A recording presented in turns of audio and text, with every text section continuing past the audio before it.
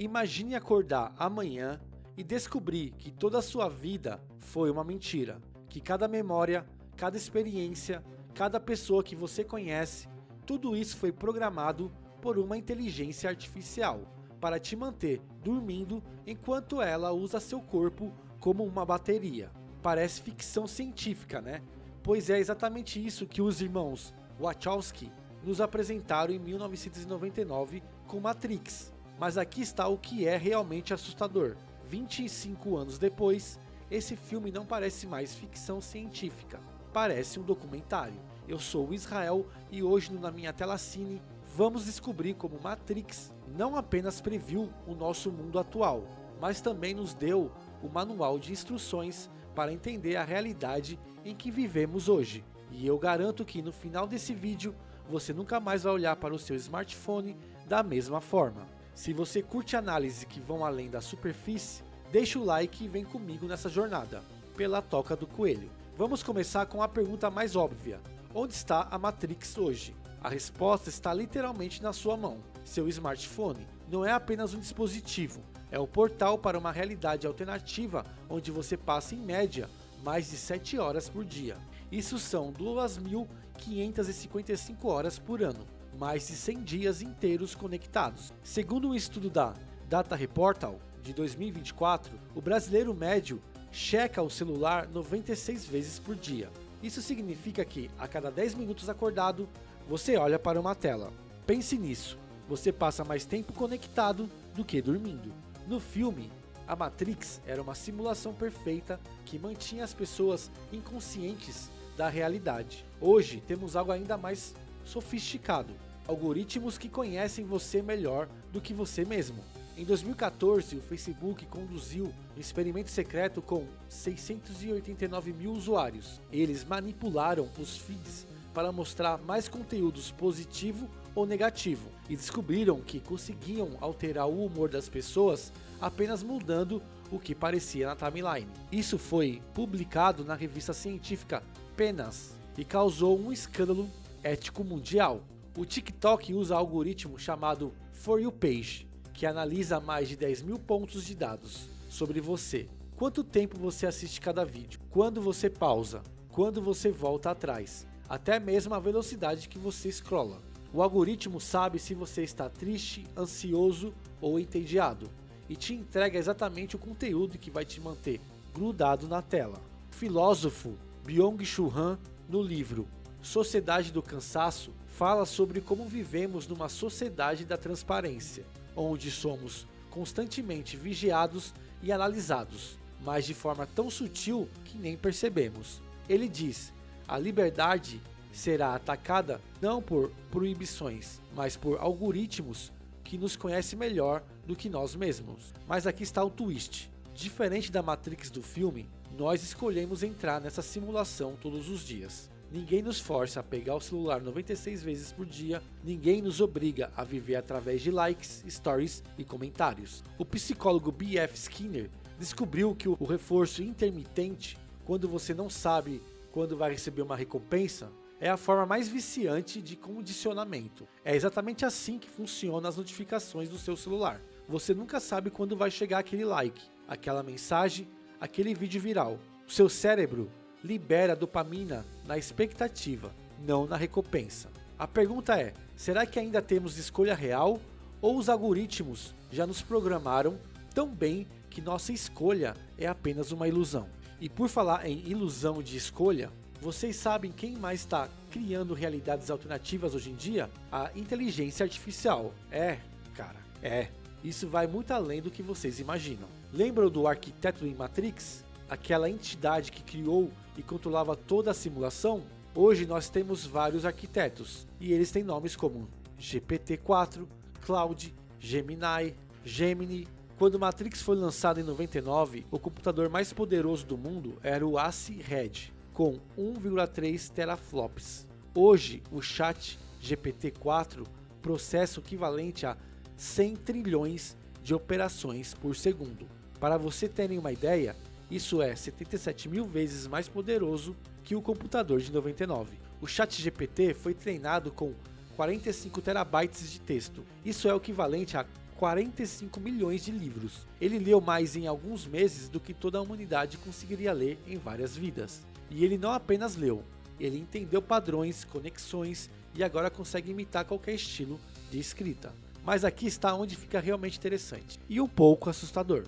As IAs de hoje não apenas respondem nossas perguntas, elas estão começando a moldar como pensamos. Um estudo na Universidade de Stanford de 2023 mostrou que 89% dos estudantes universitários americanos já usaram IA para fazer trabalhos acadêmicos. Não estou falando de cola, estou falando de terceirizar o processo de pensamento. O artista Jason Allen ganhou o primeiro lugar numa competição de arte digital usando o Midjourney. Ele não desenhou uma linha sequer, apenas escreveu prompts para a IA. A pergunta é, quem é o artista? Ele ou a máquina? O historiador Yuval Noah Harari, no livro 21 lições para o século XXI, alerta, a IA não precisa ser consciente para nos manipular, ela só precisa ser melhor que nós em reconhecer padrões. E cara, ela já é. Hoje qualquer pessoa com um computador mediano pode criar uma deepfake convincente. Em 2023, golpistas usaram IA para clonar a voz do CEO de uma empresa e roubar 25 milhões de dólares. A vítima achou que estava falando com seu chefe. Como você sabe se a pessoa do outro lado da ligação é real? No filme, Neil descobre que toda a sua vida foi uma mentira criada por máquinas. Hoje, quantas das nossas opiniões, gostos e até mesmo nossa personalidade online são moldadas por algoritmos que aprenderam nossos padrões? A Netflix não apenas recomenda filmes, ela decide quais filmes produzir baseado nos dados que coleta sobre você. A arte está sendo criada por máquina, para máquinas sobre dados humanos. E falando em controle, tem uma coisa que Matrix previu com uma precisão assustadora: como a informação se tornaria a nova forma de poder. Se você toma pílula azul, a história acaba. Você acorda na sua cama e acredita no que quiser acreditar. Você toma pílula vermelha, fica no país das maravilhas. E eu te mostro até onde vai a toca do coelho. Essa é provavelmente a cena mais icônica de Matrix. E cara, nunca foi tão atual quanto hoje. O filósofo Jean Baudrillard, que aliás aparece no filme quando Neo esconde seus discos piratas dentro de um livro, Simulacros e Simulação, já dizia nos anos 80, vivemos numa era onde a simulação precede a realidade. Ele chamou isso de hiperrealidade. Um estudo na Universidade de Oxford mostrou que 64% das pessoas recebem notícias principalmente através de redes sociais e 87% dessas pessoas nunca clicam para ler a matéria completa. Elas formam opiniões apenas pela manchete e pelos comentários. Durante a pandemia vimos isso acontecer em tempo real. A OMS teve que criar um termo novo, a infodemia, uma epidemia de desinformação. Pessoas literalmente vivendo em realidades paralelas, com fatos completamente diferentes sobre a mesma situação. O sociólogo Zygmunt Bauman cunhou o termo modernidade líquida para descrever como vivemos numa era onde a verdade se tornou fluida, moldável, personalizada. Cada pessoa tem sua própria verdade, seu próprio conjunto de fatos. YouTube usa um algoritmo que maximiza o tempo de visualização, não a veracidade da informação. Vídeos conspiratórios e extremistas mantêm as pessoas assistindo por mais tempo. Então o algoritmo naturalmente promove conteúdo mais radical. Um estudo da Mobzilla Foundation mostrou que 71% das recomendações problemáticas do YouTube poderiam ser evitadas se o algoritmo priorizasse qualidade ao invés de tempo de tela. E aqui está o que é realmente perturbador. As redes sociais não nos mostram a realidade, elas nos mostram a realidade que querem que vejamos. Seu feed do Facebook não é um reflexo do mundo, é um reflexo do que o algoritmo calculou que vai te manter engajado. No filme, a humanidade estava dividida entre aqueles que viviam na ilusão confortável da Matrix e aqueles que enfrentavam a dura realidade de Zion. Hoje estamos divididos entre aqueles que questionam as informações que recebem e aqueles que simplesmente consomem o que aparece na timeline. A questão é, qual pílula você está tomando todos os dias? A azul da conveniência e do conforto das suas próprias crenças, ou a vermelha da busca incômoda pela verdade? E por falar em realidades paralelas, tem algo que Matrix mostrou que hoje está literalmente se tornando realidade. Mundos virtuais onde as pessoas preferem viver. Quando Matrix foi lançado, realidade virtual era aqueles óculos enormes e desajeitados que mal funcionavam. Hoje temos os Vision Pro da Apple custando 3.500 dólares. MetaQuest com gráficos fotorrealistas e empresas investindo mais de 100 bilhões de dólares para criar o que eles chamam de metaverso. O mercado de realidade virtual deve chegar a 87 bilhões de dólares até 2030. Para vocês terem uma ideia, isto é maior que o PIB de países como Uruguai ou Paraguai. Estamos falando de economias inteiras sendo criadas em mundos que não existem fisicamente. Mas aqui está o plot twist. No filme, a realidade virtual era a prisão. Hoje, ela está sendo vendida como a libertação. Mark Zuckerberg literalmente mudou o nome da empresa dele para Meta, apostando 10 bilhões de dólares por ano, que o futuro da humanidade está em mundos virtuais. Ele disse numa entrevista: "Nosso objetivo é que até 2030 1 bilhão de pessoas passem pelo menos 1 hora por dia no metaverso." Fortnite não é apenas um jogo, é um universo paralelo. 350 milhões de pessoas têm contas ativas. Elas fazem shows virtuais que atraem mais de 12 milhões de espectadores simultâneos. Travis Scott fez um show no Fortnite que rendeu 20 milhões de dólares. No Roblox, crianças de 9 anos ganham milhões de dólares, criando jogos e vendendo itens virtuais. Uma garota de 14 anos conhecida como Camel Bob ganhou mais de 2 milhões de dólares vendendo roupas virtuais para avatares. Ela nunca costurou uma peça de roupa na vida real. O filósofo Michael Hein, especialista em realidade virtual, escreveu: "A realidade virtual não é uma fuga da realidade, é uma extensão dela." Mas a pergunta é: quando a extensão se torna mais atraente que a original? Second Life, que existe desde 2003, tem uma economia interna que movimenta 650 milhões de dólares por ano. Pessoas compram terrenos virtuais, casas digitais e até mesmo se casam em cerimônias virtuais que custam milhares de dólares reais. Tem gente que ganha mais dinheiro no Second Life do que no primeiro. Um estudo na Universidade de Nottingham mostrou que 12% dos jogadores de MMORPGs apresentam sintomas de vício comparáveis ao alcoolismo.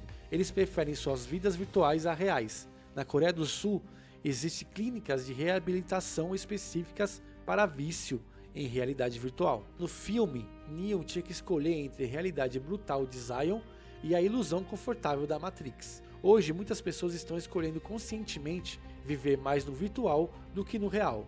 E quem pode culpá-las? No mundo virtual, você pode ser quem você quiser, ter a aparência que deseja e escapar dos problemas do mundo físico. Um estudo da Universidade de Stanford mostrou que pessoas com baixa autoestima se sentem mais confiantes e sociáveis em avatares virtuais. Para muitos, o mundo virtual oferece uma versão melhor de si mesmo. A pergunta que a Matrix nos faz é: se a ilusão é mais confortável que a realidade, ela ainda é uma ilusão? Se você pode ter relacionamentos significativos, experiências emocionais reais e até mesmo propósito de vida em um mundo virtual, esse mundo é menos real do que o físico? Isso me leva ao ponto mais importante de todos. Matrix não era um filme sobre tecnologia, era um filme sobre escolha.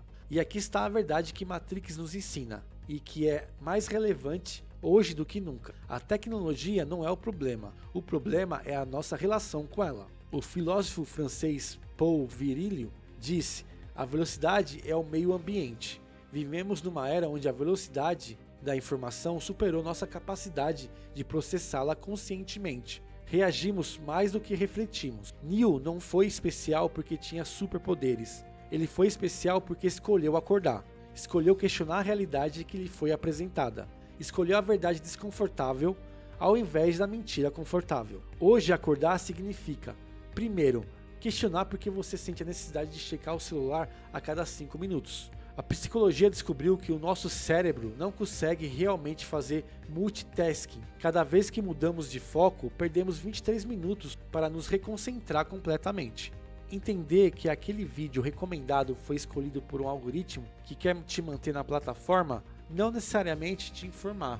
O ex-executivo da Google criou o documentário Dilema das Redes, exatamente para expor como essas plataformas são projetadas para viciar. Empresas como Google e Apple proíbem seus próprios funcionários de usar dispositivos durante reuniões importantes. Steve Jobs não deixava seus filhos usarem iPad. Os criadores da tecnologia sabem dos perigos melhor que ninguém. Reconhecer que suas opiniões podem estar sendo moldadas por câmeras de eco, o algoritmo do Facebook foi projetado para te mostrar conteúdos que confirmam suas crenças existentes. Isso te mantém engajado, mas também te mantém ignorante. O neurocientista Daniel Kahneman, ganhador do Nobel da Economia, explica no livro Rápido e Devagar que nosso cérebro tem dois sistemas, um rápido e automático, outro lento e reflexivo. As redes sociais exploram o sistema rápido, nos fazendo reagir sem pensar.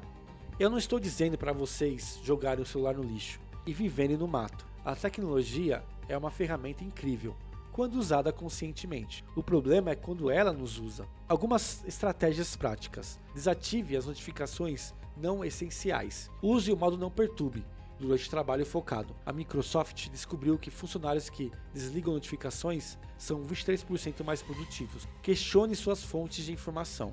Leia notícias pelo menos em 3 fontes diferentes antes de formar uma opinião. Matrix nos mostrou que a liberdade real não vem de escapar da tecnologia, mas de entender como ela funciona e fazer escolhas conscientes sobre como interagir com ela. Como diz a filosofia, você não é cliente das redes sociais, você é o produto sendo vendido. A pergunta é, você quer continuar sendo produto ou quer voltar a ser pessoa? Então eu pergunto para vocês estão vivendo suas vidas ou suas vidas estão sendo vividas por algoritmos? Vocês estão fazendo escolhas reais ou apenas reagindo a estímulos programados? E mais importante, o que vocês vão fazer com essa informação? Matrix foi lançado em 1999, mas nunca foi tão atual quanto hoje.